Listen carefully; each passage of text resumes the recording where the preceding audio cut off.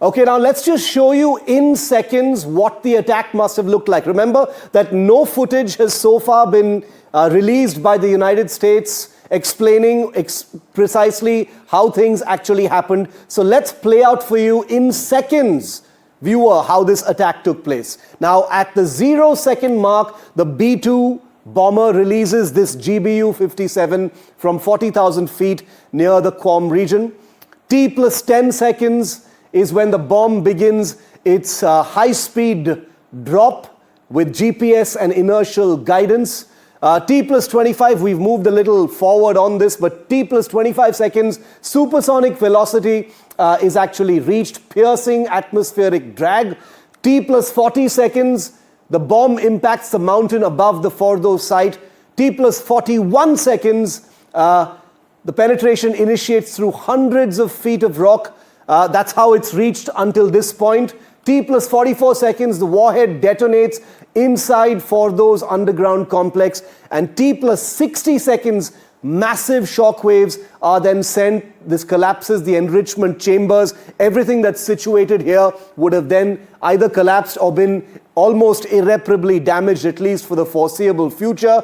90 seconds after that bomb was actually dropped, seismic sensors would have detected that detonation across the region. It would have been picked up in different parts of the world. 120 seconds, 2 minutes after that bomb was dropped from the B-2, satellites and drone feeds would confirm structural damage. T plus 180 seconds, that's a whole 3 minutes turning back.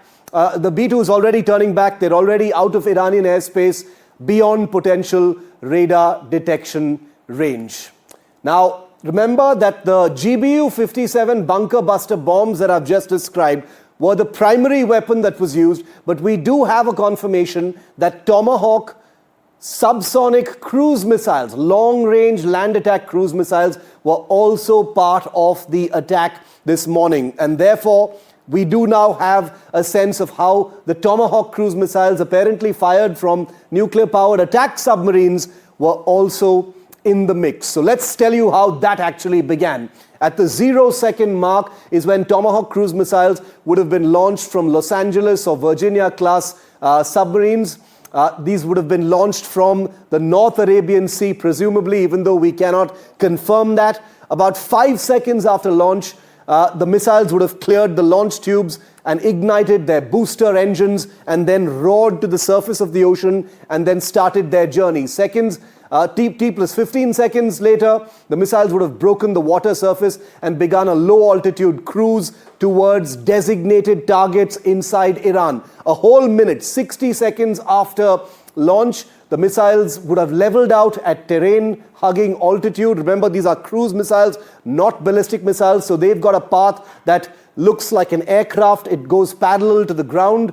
About 300 seconds after launch, guidance systems would have activated. Mid-flight corrections would have also taken place. Think of cruise missiles basically like fast-moving aircraft being guided towards their targets. About 900 seconds after launch, the missiles would have entered Iranian airspace. Remember, these are subsonic missiles, not very fast, guided to fly below radar coverage, as close to the ground as possible, we are told. About 1,200 seconds later, the missiles would have split course to target the nuclear sites. That's where the real terminal phase of this attack would have begun. About 1,500 seconds after they took off, the final target acquisition via the onboard sensors of these Tomahawk cruise missiles, which are devastatingly accurate, would have kicked in. About 1,530 seconds later, the missiles would have struck those targets in Natanz, Isfahan, and Fordo with great precision.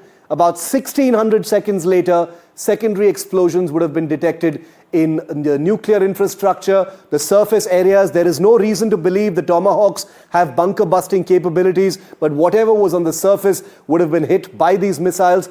About 1,800 seconds after launch, satellites would pick up fires, structural collapse, and signal disruptions, thereby confirming what the damage would have actually been.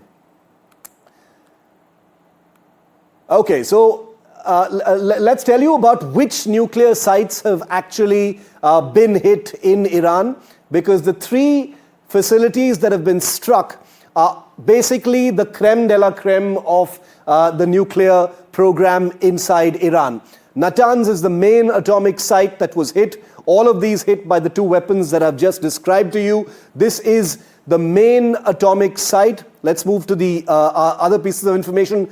Part of a facility is underground to defend against airstrikes. Ironically, that wasn't enough against a GBU-57 properly aimed. This is where Iran has been enriching uranium to about 60% purity, is what we're told. It is the most fortified nuclear site in existence, certainly in Iran, and possibly compared to even the most fortified sites elsewhere in the world. It's located on an Islamic Revolutionary Guard Corps base about 70 meters below the surface. It's under a mountain. It's been the focus of Western concerns over Iran's nuclear program. So Fordo is a place that you're not going to be forgetting in a hurry. Isfahan is also a big enrichment facility. This is the second one that's been targeted. It is the largest Iranian nuclear research complex. This is where a lot of the research and enrichment has been happening. It houses a uranium conversion facility and nuclear fuel fabrication plant. The US has had its eyes on this particular facility for a very long time.